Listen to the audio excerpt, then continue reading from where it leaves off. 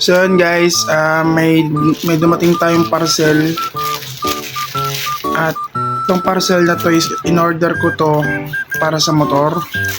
Yung parcel na to is sticker siya na iano sa motor.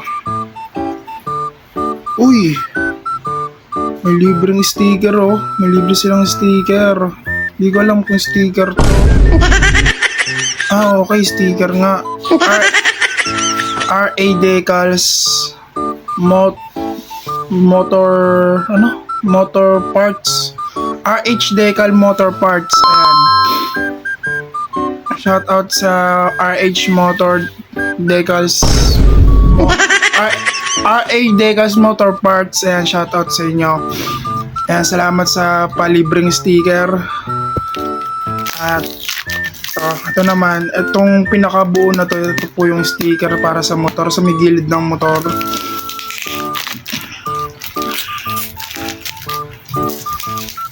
Yan, in-order ko to.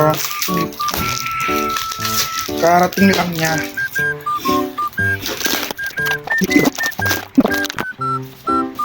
May gagong haba pala. Ayun o, nakikita nyo ba yan guys? Mahaba pala siya. Tapos ang dami niyang libreng sticker. Ayun o.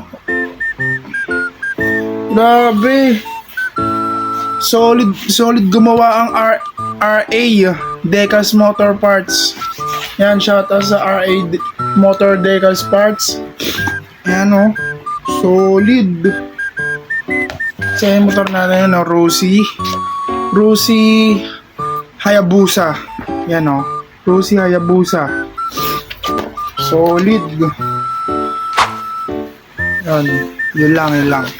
Salamat sa napaka-solid yung gawa. You know? Papagandahin natin, yung motor kasi natin is papagandahin natin ng paunti-unti. Kaya, ayun.